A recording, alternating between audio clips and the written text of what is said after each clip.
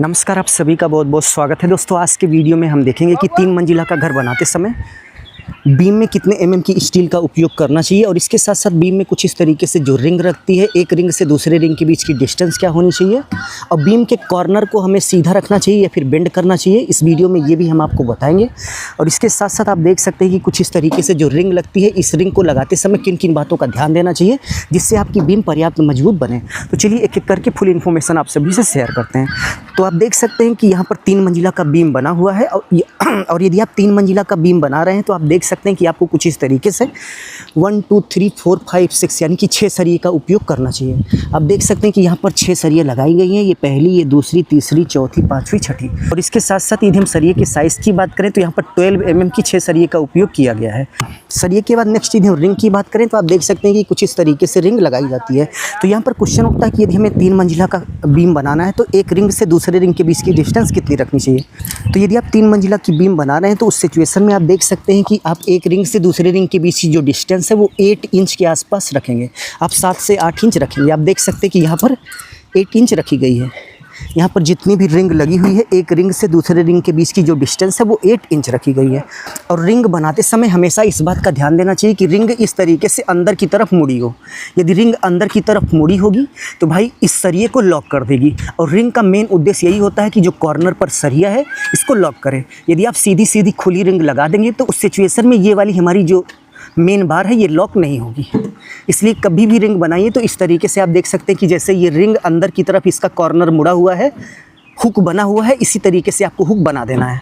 और इसके साथ साथ रिंग का जो हुक है वो अल्टरनेट होना चाहिए। जैसे आप देख सकते हैं कि एक हुक इस तरफ है, दूसरा हुक इस तरफ है, तीसरा इस तरफ है, यानी कि एक सीध में हमारा हुक नहीं होना चाहिए। एक हुक अगर उस तरफ है, दूसरा इस वाली सरिये पर होना चाहिए, चौथा उस पर, पांचवा इस पर। इस तरीके से अल्टरनेट होना चाहिए।